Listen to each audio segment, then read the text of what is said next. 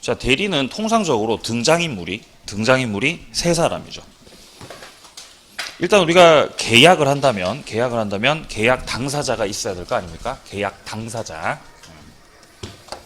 자, 그럼 예를 들어 갑하고 병이 계약 당사자라고 생각해 보세요. 자, 만약에 그냥 계약을 한다면은 예를 들어서 갑이 병하고 계약을 하고 그 효과도 자기들이 다 받는 거죠. 근데 바쁘면 이 본인이 바쁘면은 대리인 선임할 수 있죠. 자, 그러면 대리인을 선임하려면은 뭐를 하셔야 되죠? 수권이요, 수권. 수권을 해야 수권을 해야 이 을이 갑의 대리인으로 선임되는 거죠. 그럼 이제 을이 대리인 되는 거예요. 왜 대리인 선임했죠? 바빠서 내가 하려고 다른 애 시키려고 대리인 선임했다는 겁니다. 자, 그러면 이제 결국 상대방 병하고, 이 병은 상대방이죠. 이 상대방 병하고 갑이 직접 계약을 체결하는 게 아니고 대리인 을을 시켜서 이제 계약을 체결하게끔 만드는 거죠. 그럼 계약은 여기서 체결됩니다. 즉 현장에는 갑이 있다 없다? 현장에 갑이 없죠. 그러니까 결국 현장에서 행위는 갑이 한다, 을이 한다. 을이 행위하죠, 을. 그래서 을을 이제 행위자라고 하는 거죠, 행위자. 대리인이 행위자예요. 근데 여기서 이제 이루어지는 계약은 을 계약이에요, 갑 계약이에요. 갑 계약이죠. 그래서 이제 효과는 본인에게 귀속되니까 이 대리 효과는 상대방과 본인 사이에서 생긴다는 겁니다. 자, 효과는 여기서 생긴다라는 거죠. 자, 그리고 본인은 대리인에게 권한을 준 거죠. 요 관계, 갑과 을의 관계. 자, 여기 관계를 다루는 파트가 대리권 파트예요. 대리권 파트. 그래서 대리는 이렇게 대리권 파트가 있고, 대리권. 자, 그 다음에 을이 대리인이 되어서 상대방과 계약을 하는 단계, 요 을과 병 관계. 이렇게 을하고 병 관계. 여기를 다루는 파트가 대리 행위. 그리고 본인과 상대방의 관계가 대리 효과예요. 이렇게 해서 관계가 총 3개 나오죠. 3개. 3개. 그래서 이거를 삼면 관계라 그래요. 삼면 관계. 이게 기본적인 대리의 틀이다라는 것입니다. 자, 그럼 일단 서론부터 볼게요. 대리 제도. 자, 첫째 줄, 대리인이 본인의 이름으로 법률 행위를 하잖아요. 그러니까 대리인 자기 이름으로 법률 행위를 하는 게 아니고 본인의 이름으로 한다는 거죠. 이런 걸 현명이라고 해요. 뭐라고 한다고요? 현명이요, 현명. 자, 그리고 법률 행위를 하잖아요, 지금. 대리인이 받았어요, 대리인이 하는 거예요. 대리인이 하고 있죠. 이런 걸 능동대리라고 해요. 능동대리. 자, 그리고 이제 의사표시 수령도 가능하다는 거죠. 상대방 쪽에서 뭔가 해온 거를 받으셨다는 거죠. 이런 걸 수동대리라고 합니다. 그러니까 대리는 능동적으로 할 수도 있고 수동적으로 할 수도 있다는 겁니다. 근데 결국 효과는 본인에게 귀속이 된다는 겁니다. 자, 2번으로 내려가시면, 자, 결국 대리는 행위자하고 효과를 받는 귀속 주체가 분리가 돼 있다라는 거 확인을 하고요. 자, 밑에 종류 보겠습니다. 대리도 종류가 있습니다. 일단 수권이 있냐 없냐에 따라 임의대리, 그리고 법정대리로 쪼개지는데 우리 시험에는 주로 임의대리로 나오죠. 그럼 여기서 을은 임의대리예요, 법정대리예요? 임의대리죠. 왜 임의대리예요? 수권이 있었기 때문에. 만약에 수권 없이 법의 규정 따라 대리인이 된 거라면 법정 대리였겠죠. 근데 여기는 지금 수권이 있었어요. 권한을 준 행위가 있었기 때문에 여기서의 을은 임의대리다라고 보시면 됩니다.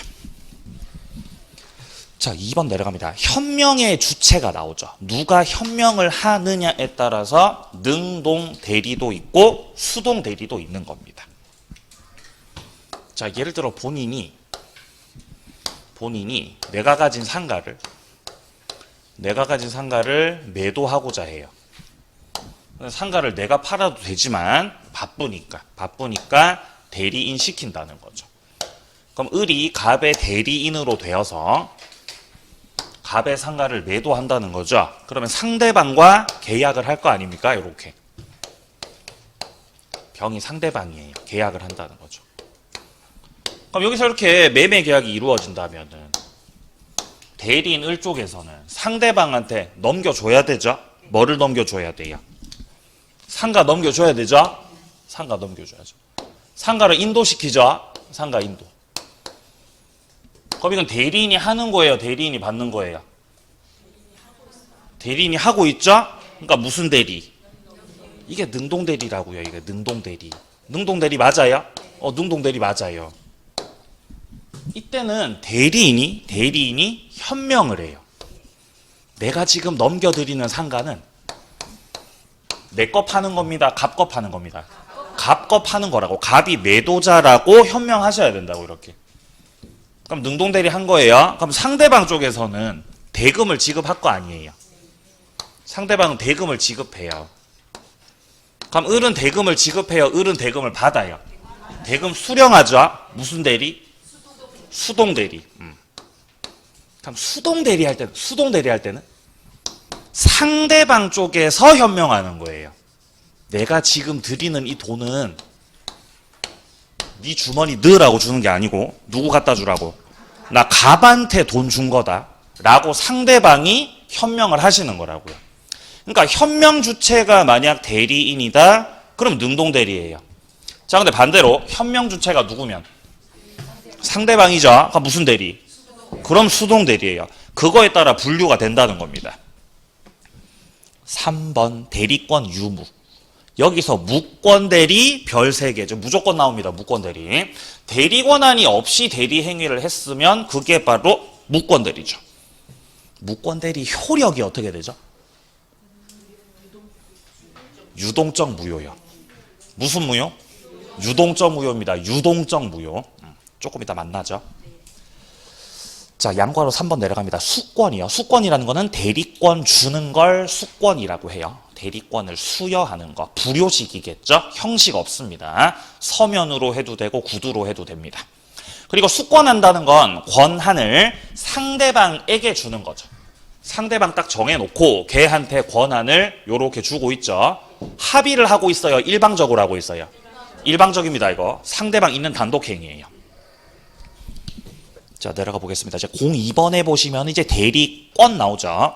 자, 이 02번에 나오는 이 대리권이 본인과 대리인 둘의 관계를 말하는 겁니다. 여기. 갑과 을의 관계 말하는 거예요. 이 대리권 부분이 끝나면, 여기가 끝나면 다음 페이지 가보세요. 29페이지로 와보시면은 밑에 쪽 03번에 대리 행위 보이죠? 이게 이제 대리인과 상대방의 관계. 을과 병관계. 그리고 또 뒤로 가면 뭐가 있겠어요? 뒤로 가시면은 32페이지 와보시면은 대리의 효과라고 돼 있죠? 본인과 상대방의 관계. 요렇게라는 거죠. 이렇게 몇 개가 나오죠? 3개. 삼면관계라는 거죠. 삼면관계. 그죠? 첫 번째가 뭐고 첫 번째가? 첫 번째 대리권. 그죠? 그리고 대리인과 대리 행위. 그리고 효과. 이렇게 세 가지 나온다고요. 이 세 가지 를 엮어서 첫째. 자, 목차 잡습니다. 첫째. 대리제도라고 해요. 대리제도라고 해요. 여기서 무조건 한 문제 나와요. 무조건 한 문제. 여기서 안 나올 수가 없다. 무조건 여기서 한 문제가 나오게 돼 있습니다. 네. 여기는 이제 영역이 넓잖아요. 범위가 넓거든요. 근데 한 문제밖에 안 나온다는 거죠. 그러니까 쉽게 나와요. 영역이 넓은데 한 개 나오죠? 쉽게 나온다고요. 그냥 조문 그대로. 혹은 판례 문장 그냥 그대로 나온다고요. 그러니까 여기서 틀리면 이제 안 되는 거죠. 자, 보겠습니다. 일단 대리권부터. 자, 대리권에는 총 4가지가 나와요. 첫 번째가 26페이지 밑에 쪽에 대리권의 범위가 먼저 나옵니다. 자, 그 다음에 대리권에 뭐가 나오냐? 뒤로 넘겨보세요. 28페이지. 대리권에 뭐가 나오죠? 제한이 나오고요. 제한. 자기계약 쌍방대리 금지 나오고요. 그 다음에 대리권 남용이라는 게 있고, 그리고 마지막으로 대리권의 소멸입니다. 네 가지가 대리권에서 나오는 거죠. 자, 그럼 일단 먼저 대리권 범위부터 살펴봅니다. 범위. 자, 조문을 잘 보시면 됩니다. 26페이지 맨 밑에 보시면은 118조가 나와 있습니다. 권한을 정하지 않았을 때 과연 대리인은 어디까지 할 수 있는지 법에서 딱 정해놨죠. 첫 번째, 보존행위. 이건 어차피 현상을 유지하는 거기 때문에 무제한적으로 할 수 있죠. 자, 그리고 2호에서 말하고 있는 이용이나 계량 행위 같은 경우는 성질이 변하지 않는 범위에서 할 수 있습니다. 그리고 뭐는 못하고요? 처분은 못하죠. 오른쪽에 정리해놨죠. 지금 오른쪽에 박스로 정리해놨죠. 완전 잘해놨죠. 보존행위부터 보세요. 현상 유지하는 거. 현상 유지하는 거 무제한적으로 할 수 있다는 겁니다. 예를 들어 사례를 보면은 뭐 가옥을 수선한다든지 부패하기 쉬운 물건을 매각했죠. 이거는 매각이 중요해요? 부패하기 쉬운 게 중요해요? 부패하기 쉽다는 거죠. 부패하기 쉽다는 거죠. 예를 들어 포도를 대리인이 포도를 갖고 있었던 거죠. 포도는 뭐 하기 쉬워요? 부패하기 쉽다는 거죠. 그럼 부패하기 쉬우니까 가만히 냅둬야 되죠. 아이, 그러면 안 되고 부패하기 쉬운 포도를 어떻게 했다는 거예요? 매각을 해버렸다고요. 매각을 함으로 인해서 이 포도의 그 가치가 돈의 형태로 남아있겠죠.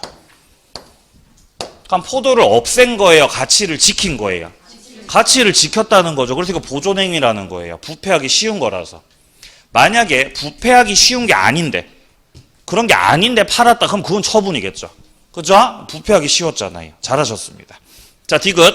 부동산이 미등기였죠? 그럼 등기를 친다는 거죠? 이거는 부동산 보존하는 겁니다. 역시. 자, 리을. 채권의 소멸시효를 뭐 했다? 중단시켰다는 거죠. 그럼 소멸시효 중단시켰으니까 채권이 없어져요? 보존이 돼요? 보존이 되는 거죠? 보존되는 거죠.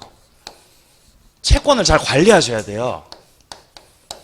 여기 채무자가 있거든요. 채무자가 여기에. 근데 채무자가 배째라고 돈 안 갚을 수도 있죠. 그러면 갑 쪽에서 지금 채권 갖고 있거든요. 채권을. 근데 이 양반이 돈 안 갚아요. 배를 짤 수 없잖아요. 그쵸? 그러니까 거의 반포기 상태라는 거죠. 포기 상태. 근데 이렇게 채권 행사 안 하고 방치를 몇 년간 방치하면? 10년 방치하면? 10년 행사 안 하고 방치해버리면은 이 채권의 멸시효가 완성돼 버리죠. 그럼 채권이 없어진다고요. 그런 상황이죠. 방치한 지 지금 9년 됐어요. 9년. 1년 더 방치하면 이제 없어질 거예요. 채권이. 그랬더니 갑의 대리인을이 똘똘해가지고 갑의 채권을 행사하셨다는 거죠. 예를 들어 이 채무자 병의 재산을 알아내가지고 막 압류를 들어가 버렸다는 거죠. 아니면 적극적으로 돈 갚으라고 청구 들어갔다는 거죠. 이런 걸 했다는 것 자체가 방치돼 있던 권리를 다시 행사한 거죠. 그다음 소멸시효가 뭐가 된다? 중단돼요. 그럼 갑의 채권이, 본인의 채권이 없어져요? 보존이 돼요? 보존이 되는 거죠. 그러니까 무슨 행위? 이거 보존행위라는 거죠. 자, 내려갑니다. 이용계량. 이건 수익을 만드는 걸 이용계량이라고 하죠. 가치 증가시키는 겁니다. 요거는 무제한으로 하면 안 되고요. 성질은 변하면 안 돼요. 자, 사례를 보게 되면은 뭐 목적물을 임대하는 거죠. 임대차를 했다고 해서 목적물의 성질이 변하진 않죠. 근데 수익이 나오잖아요. 이용계량이에요. 자, 그리고 금전이 있는데 이자부로 대여해줬죠. 그럼 이자 수익 받거든요. 이것도 이용행위죠. 자, 디귿은 아예 원래 무이자 소비대차였는데 이자부로 바꿨죠. 역시 수익을 창출하는 겁니다. 그리고 리을 같은 경우는 가옥의 부가시설 설치, 이거는 이제 계량을 하는 겁니다. 자, 내려갑니다. 처분이요. 이거는 원칙적으로 하면 돼야 안 돼요? 하면 안 됩니다. 이거는 본인이 하라고 했으면 해도 되죠. 근데 그런 게 아니면 하시면 안 된다는 거죠.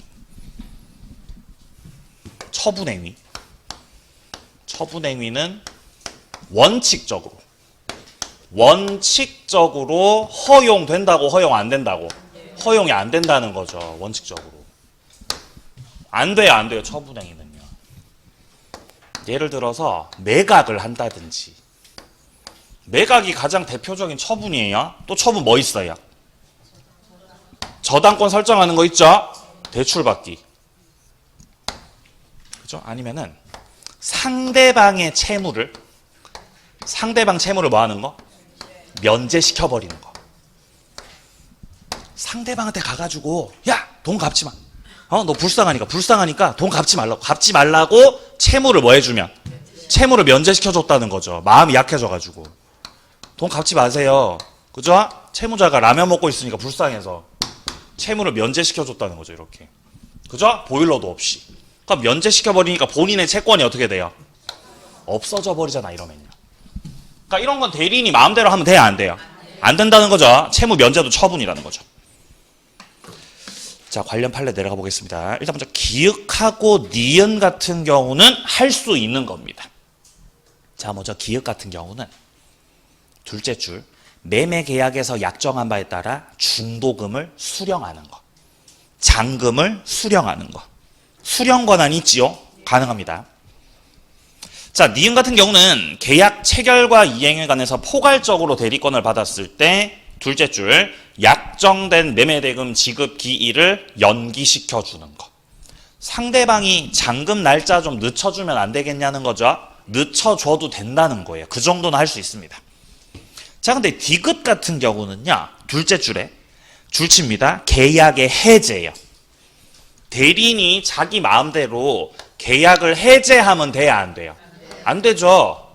해제한다는 건 계약을 끝내고 없애버리는 거잖아요. 처분행위입니다. 마음대로 하시면 안 된다는 겁니다. 다음 페이지요. 자, 리얼 같은 경우는 무슨 표현 보이세요? 채무 일부를 뭐 하는 거? 면제시켜 주는 거예요. 그러니까 이 문장을 딱 봤을 때 오케이, 면제가 보여야 된다는 거예요. 면제가. 그러면 이제 대리 권한이 있냐 없냐로 우리가 판단을 해야 된다는 거죠. 이게 지문에 나왔을 때 말하는 겁니다. 자, 그다음 미음이에요. 예금계약 체결을 위임받은 자가 가지는 대리권. 예금 담보로 대출 받는 거. 대출. 그 다음에 처분. 이거 된다고 안 된다고? 안 된다고. 자, 좋습니다. 대리권 제한으로 갑니다. 자, 내려갑니다. 자기 계약과 쌍방 대리를 금지하고 있습니다. 자기 계약이나 쌍방 대리를 하게 되면은 결국 본인한테 손해가 생기기 때문에 하지 말라는 거죠. 원칙상 금지되고 있습니다. 자, 124조를 보게 되면은 대리인은 본인의 허락이 없으면 본인을 위해서 자기와 법률행위를 하거나, 여기서 자기가 누구죠? 대리인 자기 자신 말하는 거죠. 그거 하면 안 된다는 거죠. 혹은 동일한 법률행위에 관해서 쌍방을 대리하겠다고, 그거 하면 안 된다는 거죠. 그러나 예외가 있습니다. 그죠? 채무의 이행은 하셔도 된다는 거예요. 그리고 첫째 줄에 나오듯이 본인의 허락이 있으면 할 수 있겠죠. 있으면. 자, 그래서 자기 계약과 쌍방 대리의 예외적인 허용이요. 예외적인 허용을 파악을 하셔야 된다는 거죠. 첫 번째, 본인의 뭐가 있으면? 허락이 있으면. 본인의 허락이 있으면 할 수 있어요. 본인이 하랍니다. 하시라고 했죠? 그러면 하셔도 된다는 거죠. 아니면 어떤 경우? 다툼이 없는 채무의 이행이에요. 그냥 단순한 채무 이행은 다툼이 없는 상태. 이런 경우에는 예외적으로 자기 계약이나 쌍방 대리를 하셔도 된다는 겁니다. 본인 쪽에서 대리인한테 빚을 졌다는 거죠. 빚 졌죠, 그죠? 3억을 빌렸다는 거죠, 이놈이. 3억을. 그럼 갑이 3억의 채무를 지고 있고, 이 을 같은 경우는 3억을 받을 권리가 있죠? 채권이 있다는 거예요. 근데 마침 갑이 현금을 맡겼거든요. 을을 대리인으로 선임하면서 이 을을 대리인 선임하고 자기가 갖고 있던 10억을 보관하라고 맡겼거든요. 맡겼을 때 을이 보관하라고 한 그 돈을 자기한테 갖다 준다는 거죠. 이게 무슨 계약이에요? 이게 자기 계약이라는 거죠. 원칙은 하면 안 됩니다.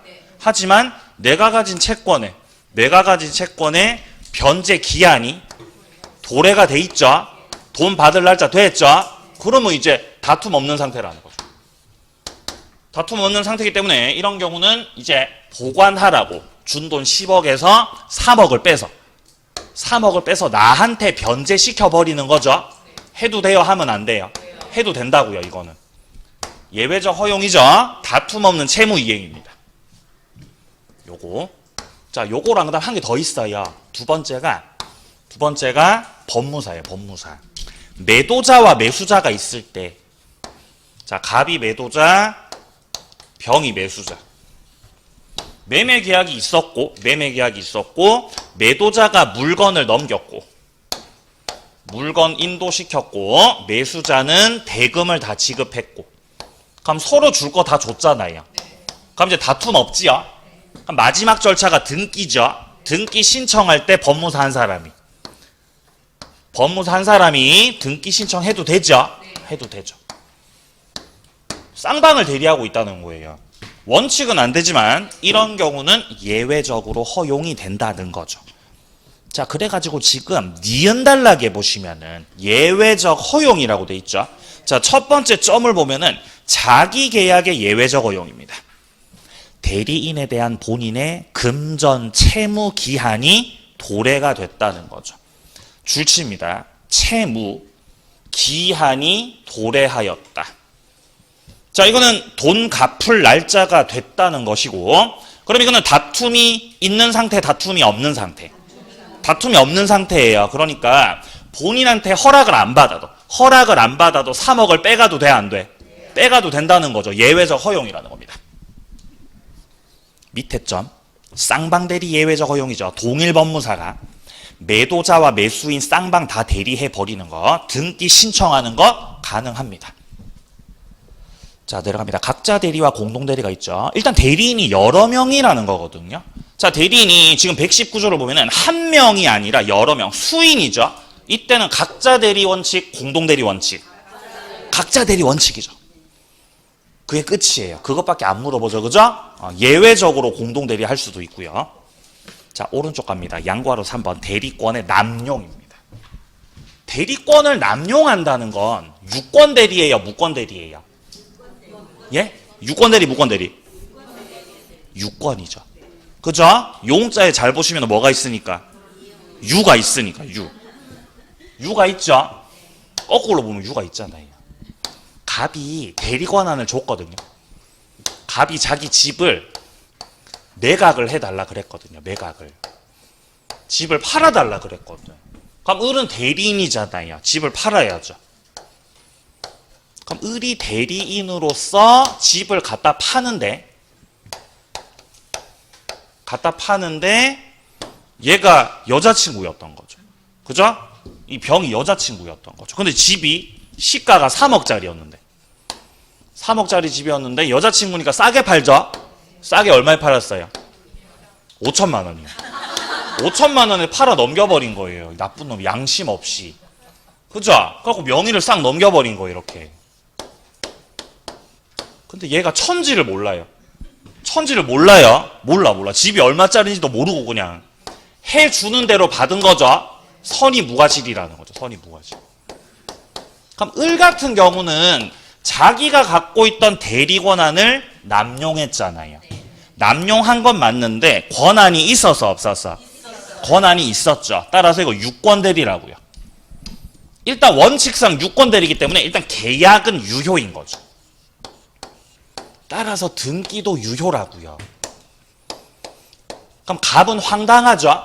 갑은 집을 찾아오고 싶죠? 그럼 집을 찾아오려면은 이걸 무효로 만들어야 되죠. 이걸 무효로 만들어야 집을 찾아올 수 있습니다. 그럼 이거 무효 만들려면 상대방이 어때야 돼요? 알았거나 알 수 있었어야 되죠. 상대방이. 근데 벽은 아는 척이에요, 모르는 척이에요? 모르는 척 알겠죠. 모른다 그러겠죠? 그럼 갑이 어떻게 해야 돼요? 가서 증명해야죠. 너 알고 있었잖아. 너 알고 있었잖아를 증명해야 되죠. 입증 책임이 갑한테 있다, 병한테 있다? 갑에게 입증 책임이 있다는 거죠. 갑에게 입증 책임이 있고 입증에 성공하시면은 이제 이 등기 무효가 되는 겁니다. 그러면은 집을 찾아올 수가 있겠네요. 입증 못하면 저 집 뺏기겠죠. 자, 개념 보세요. 대리인이 대리권 범위 내에서 대리 행위를 한 건 사실이에요. 줄칩니다. 대리권 범위 내에서 하셨다고요. 범위를 넘긴 건 아니에요. 만약에 범위를 넘기면 표현대리, 무권대리겠죠. 근데 범위를 넘겼어, 안 넘겼어? 넘긴 건 아니에요. 따라서 유권대리라는 거죠. 유권대리. 문제는 실질적으로 그것이 자기 자신이나 아니면 제3자의 이익을 위해서 대리권한을 행사했다는 거죠. 문제라는 거죠, 그게. 여기서 제3자가 누구예요? 여자친구요. 그죠? 여자의 눈이 멀어가지고. 바보 같은 놈이. 자, 효과 내려갑니다. 원칙. 대리권 남용은 유권대리라는 거죠.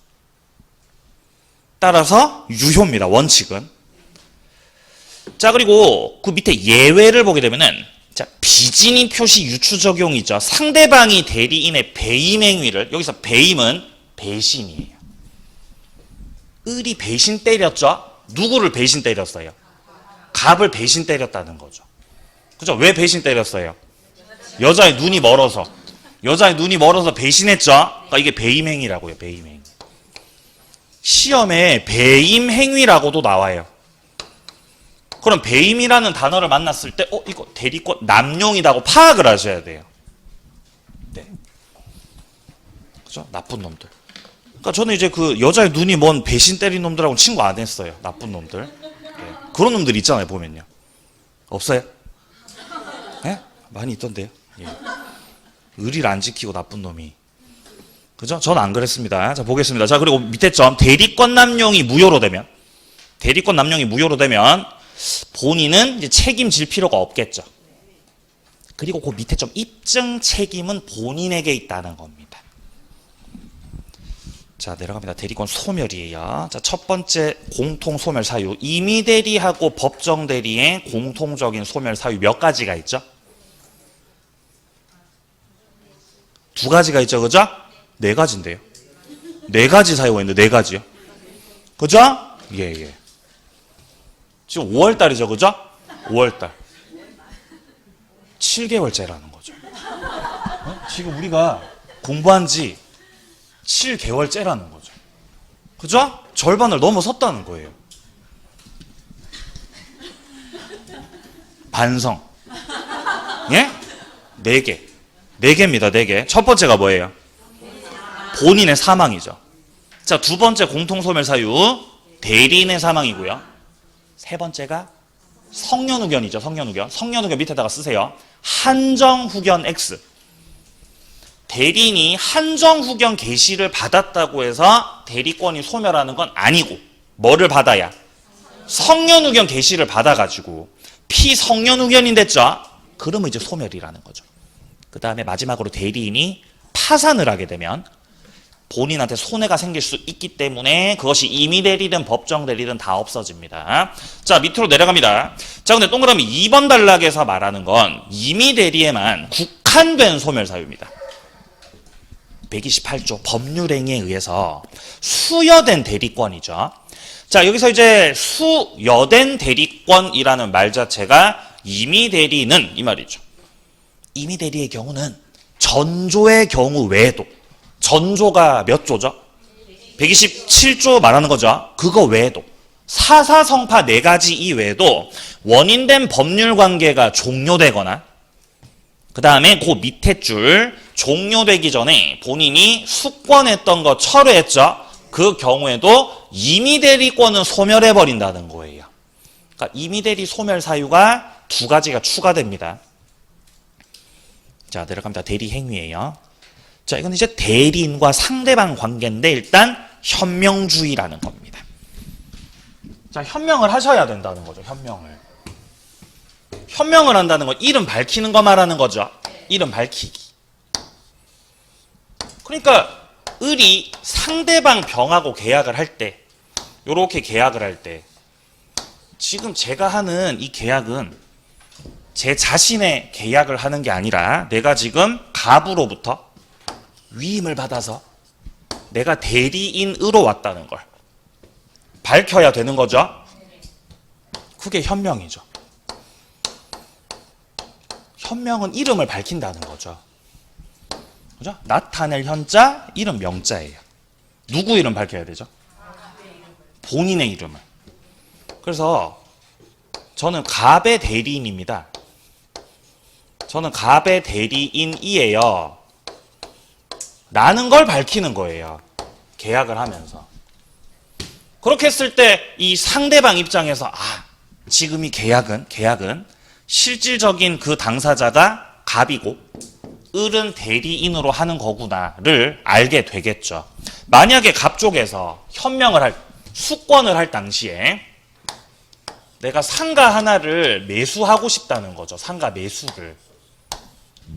그러면은 을이 대리인으로서 상대방과 계약을 할 때는 상가를 매도하는 쪽하고 계약을 하게 되겠죠. 그럼 여기서 이제 현명을 하게 되면은 여기서 하는 계약은 대리 행위인 거죠. 그럼 상대방이 알죠, 이제. 상가를 실질적으로 매수하는 사람은 을이 매수하는 거구나, 갑이 매수하는 거구나. 갑이 매수한다는 거 알게 됐죠? 그러면 이제 그 효과가 누구에게 귀속되는 거죠? 본인에게 귀속이 된다는 거죠, 이렇게. 현명하면 그런 거죠. 근데 만약에 현명을 안 하면, 현명 안 하고 그냥 가서 계약을 하시면, 이거는 갑의 대리인으로서 계약을 한다는 거예요? 자기가 산다는 거예요? 자기가 산다는 거죠? 그럼 그 대리 행위 아니에요. 그거는. 그럼 효과는 누구에게로? 대리인에게로. 이렇게가 되는 거죠. 근데 현명을 안 했더라도, 현명을 하지 않았더라도 상대방이 이미 알고 있을 수 있거든요. 한두 번 계약을 했던 게 아니기 때문에 이미 을이 갑의 대리인이라는 걸 알았거나 알 수가 있었다라고 한다면은 대리 행위로 인정받아요. 현명을 했지만 현명을 안 했지만 현명 안 했지만 그럼 효과는 누구한테?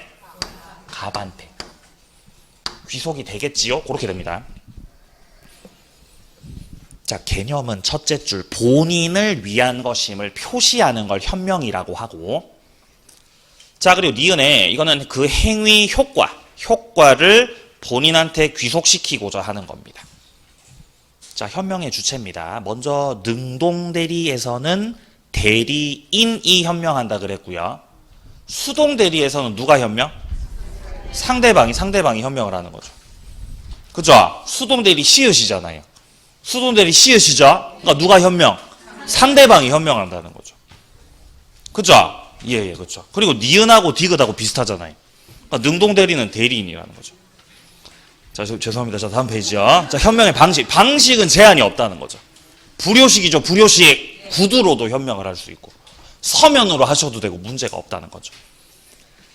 자, 밑에 니은에 보시면은 매매 위임장 제시하고 있습니다. 그러니까 대리인이 별 다른 말은 안 하고 매매 위임장 보여줬죠? 현명한 거 안 한 거? 현명한 거예요. 위임장 제시한 거 자체가. 저 대리인입니다를 밝힌 거죠.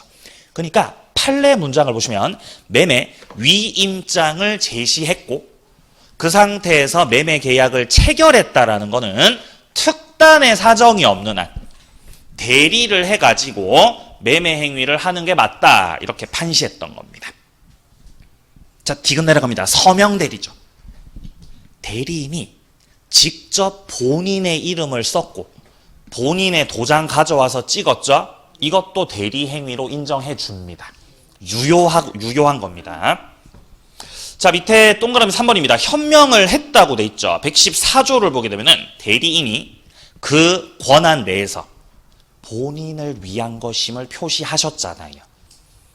여기서 본인을 위한 것임을 표시한 거 줄치고요. 이걸 한 단어로 바꾸면 현명이죠. 그러니까 시험에서 현명이라고 말을 안 할 수 있어요. 본인을 위한 것임을 표시 이렇게 할 수 있다고요. 그럼 그 표현 봤을 때도 현명인 줄 알아야 되죠.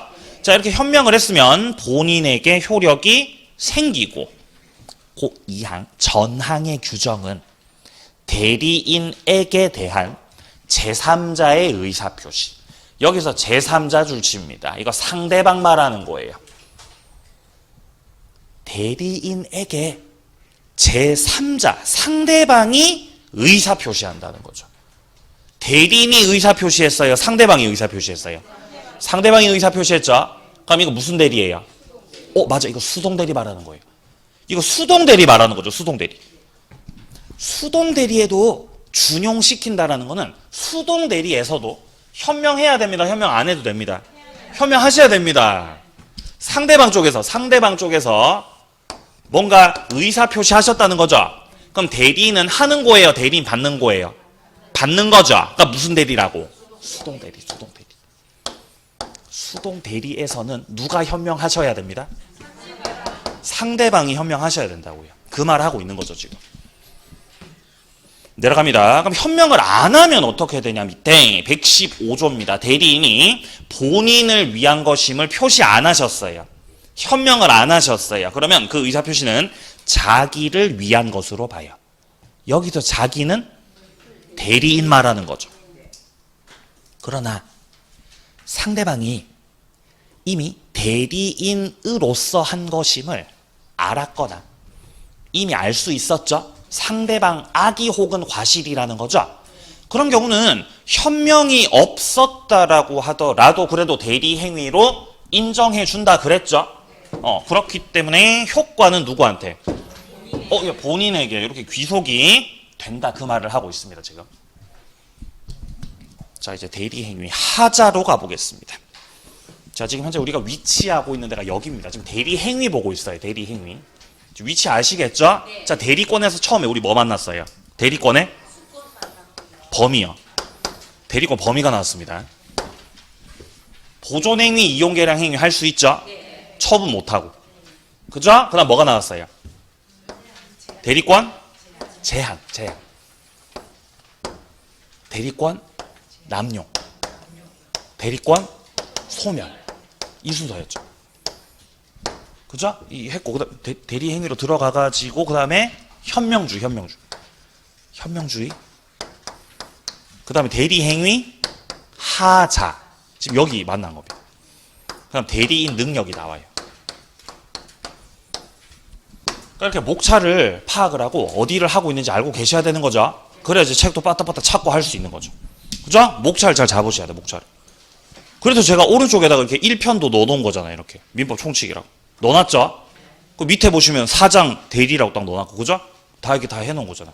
빨리빨리 찾으시라고. 그죠? 이거 안 하면 사람들이 이거 뭐 붙이잖아요. 뭐 이상한 거 이렇게 옆에다가. 그죠?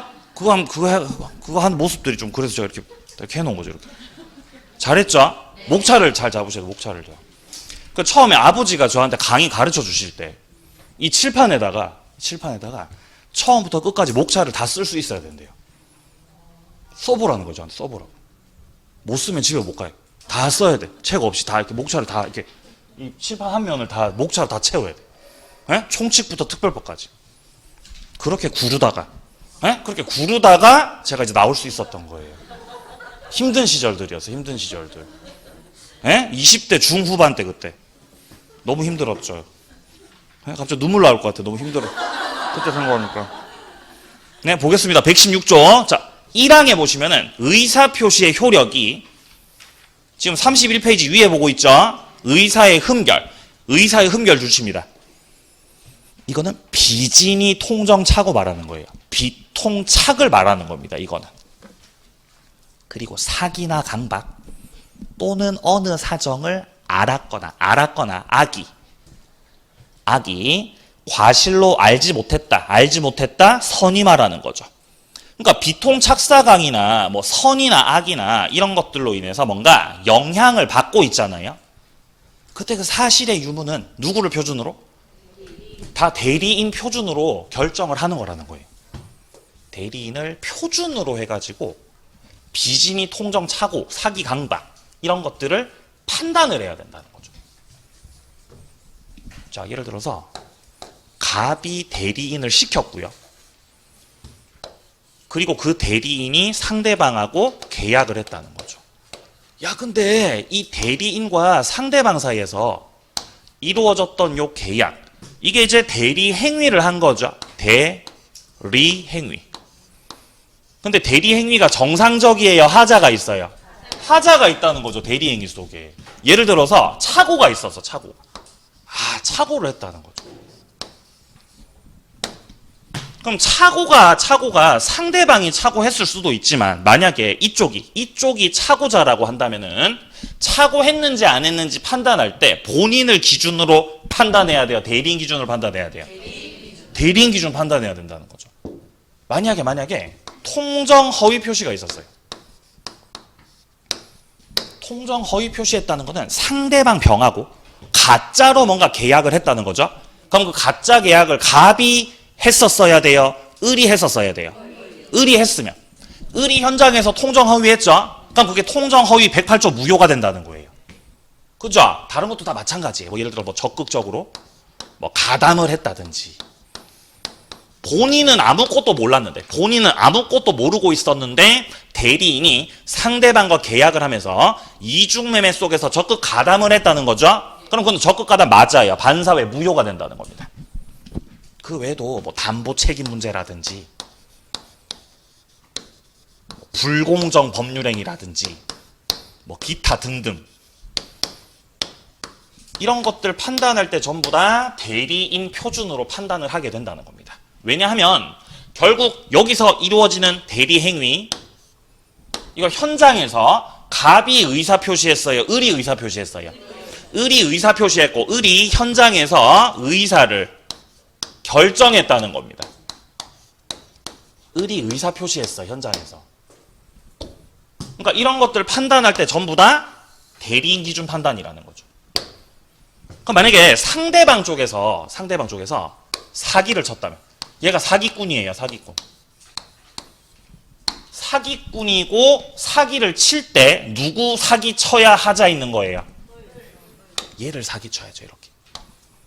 그래야 의사결정에 간섭하는 거죠?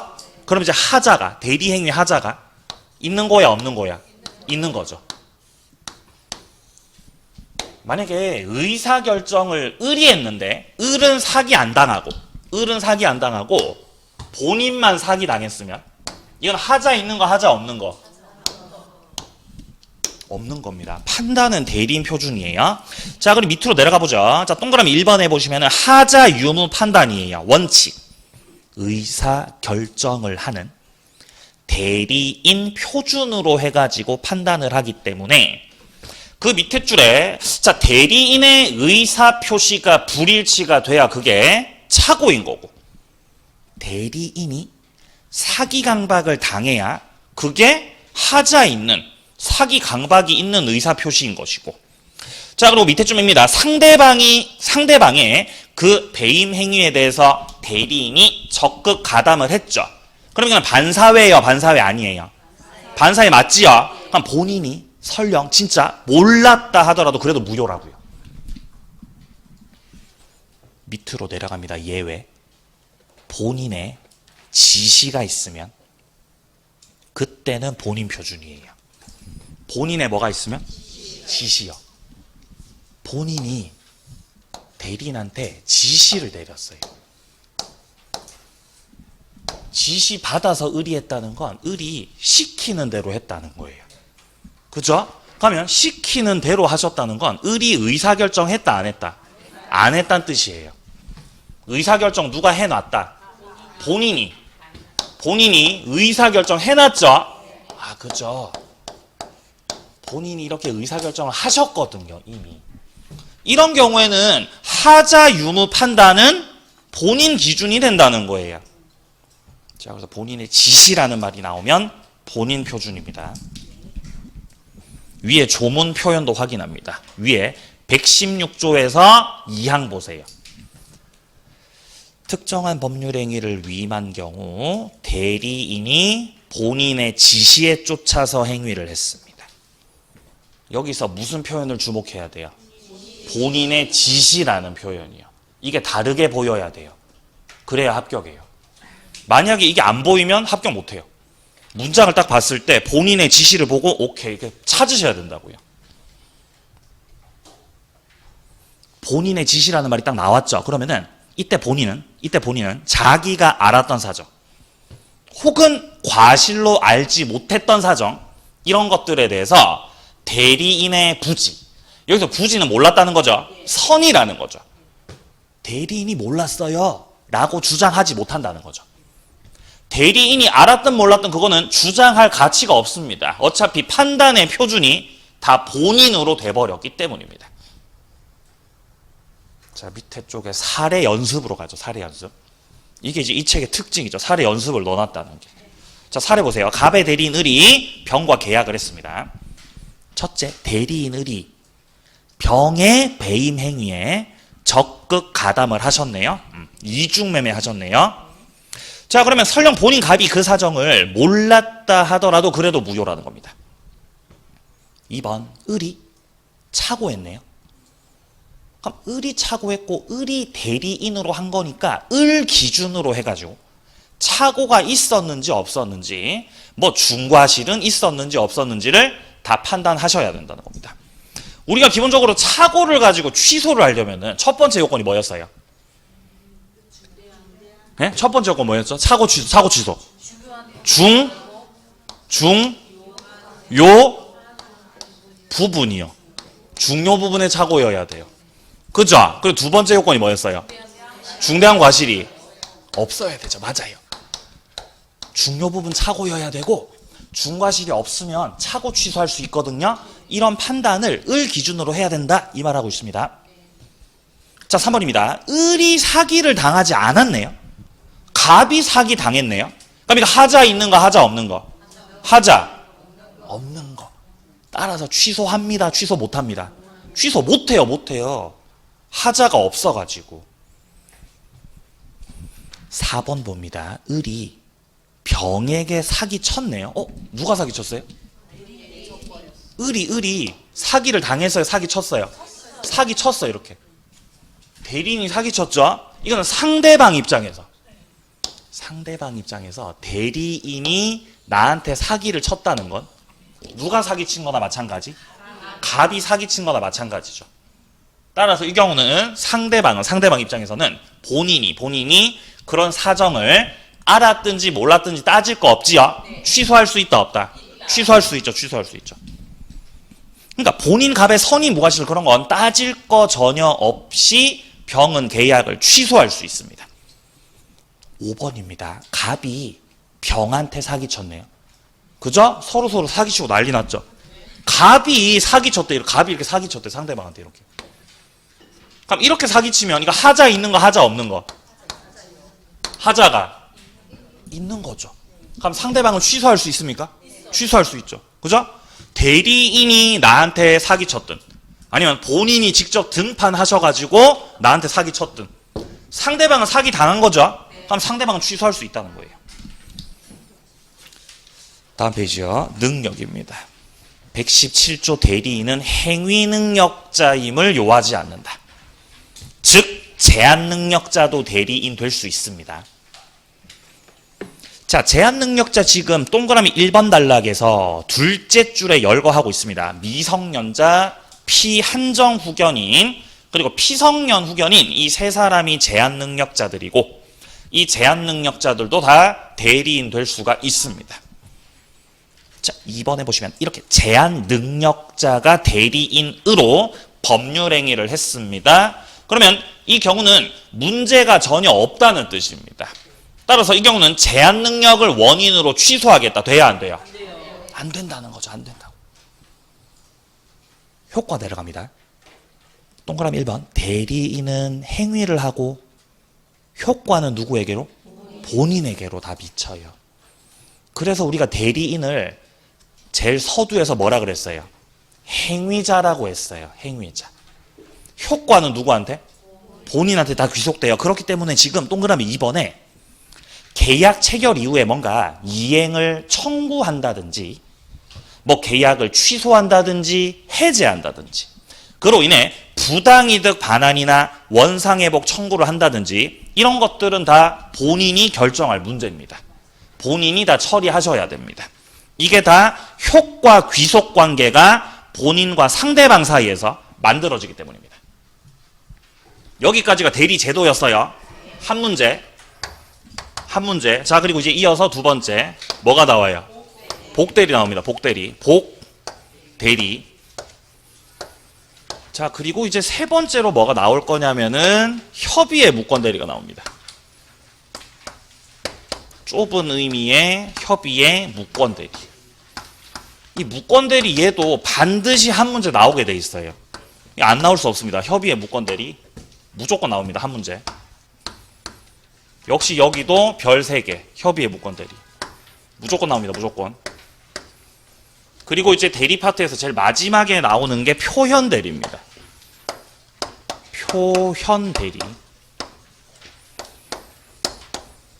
근데 협의의 무권대리든 표현대리든 3번, 4번 둘 다 유권대리예요, 무권대리예요? 무권대리요. 무권대리입니다. 둘 다 무권대리. 순서대로 할 거죠? 자, 복대리 좀 쉬었다가 이어서 가도록 하겠습니다.